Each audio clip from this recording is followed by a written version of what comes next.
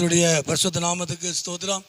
இன்றைய தினத்துக்கான தேவனுடைய வார்த்தையானது 2 ராஜாக்கள் 18ஆம் அதிகாரத்திலே அந்த 7வது வசனத்தை நாம் வாசிக்கும் பொழுது, ஆகையால் கர்த்தர் அவனோடு இருந்தார், அவன் போகிற இடம் எங்கும் அவனுக்கு அனுகூலமாயிற்று என்று சொல்லி வேதத்தில் வாசிக்கிறோம். ஆகையால் கர்த்தர் அவனோடு கூட இருந்தார். எசேக்கியா ராஜாவோடு கூட கர்த்தர் இருந்தார். அவன் போகிற இடம் எங்கும் அவனுக்கு அனுகூலமாகவே அவனுக்கு சாதகமாக இருந்தது. காரணம் என்ன அப்படின்னு மேலே வாசிக்கிறோம். அந்த 5ஆம் வசனத்திலே, அதாவது கர்த்தர் மேல் வைத்த நம்பிக்கை, அவன் கர்த்தர் மேலே அதிகமாய் நம்பிக்கை வைத்திருந்தான். கர்த்தர் மகிமையுண்டாவதாக. அவனுடைய தேசத்தின் மேலேயோ அவனோடு கூட இருக்கிற ஜனங்களோடோ கர்த்தர் மகிமையுண்டாவதாக, அவனோடு கூட இருக்கிற பலசாலிகள் மேலேயோ அவனுக்கு நம்பிக்கை இல்லை. ஆனால் கர்த்தரை நம்பினான். கர்த்தர் மேலே அதிகமான ஒரு நம்பிக்கை. கர்த்தர் மகிமையுண்டாவதாக.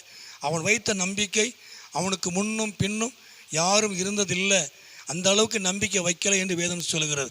அந்த அளவுக்கு தேவன் மேல் நம்பிக்கை வைத்தான். தொடர்ந்து கீழே வாசிக்கும் போது அவருடைய கற்பனையின்படியே நடந்தான். அவர் சொல்லுகிறபடி நடந்தான். அவருடைய வார்த்தையின்படியே நடந்தான். அவர் சொல்லுகிறபடியே அவன் நடந்தான். அது மாத்திரமல்ல, அவரை சார்ந்து கொண்டான். எதுவாக இருந்தாலும் அவரையே சார்ந்து இருந்தான். கர்த்தர் மகிமையுண்டாவதாக. கர்த்தர் மேல் வைத்த நம்பிக்கை, அவர் என்ன சொல்கிறாரோ, அவர் என்ன சொல்லியிருக்கிறாரோ அதன்படியே நடப்பதும், அவரை சார்ந்து காணப்படுவதனால அவன் போகிற இடம் எங்கும் அவனுக்கு அனுகூலமாய் அவனுக்கு சாதமாக இருந்தது. கர்த்தர் அவனோடு கூட இருந்தார். இந்த நாட்களிலும் கூட கர்த்தர் உங்களோடு கூட இருந்து அவர் நிச்சயமாகவே எல்லா காரியங்களையும் அவர் வாய்க்க பண்ணுவார். எந்த காரியத்தை செய்தாலும் கர்த்தர் வாய்க்க பண்ணுவார். அவர் நாமத்தை மகிமைப்படுத்துவார். கர்த்தர் உங்களோடு கூட இருப்பார். கர்த்தர் உங்களோடு கூட இருப்பதற்கு எசேக்கியா ராஜாவை போல அவர் மேலே நம்பிக்கை வைக்க வேண்டும். அவருடைய வார்த்தையின்படியே நடக்க வேண்டும். அவரையே சார்ந்து கொள்ள வேண்டும்.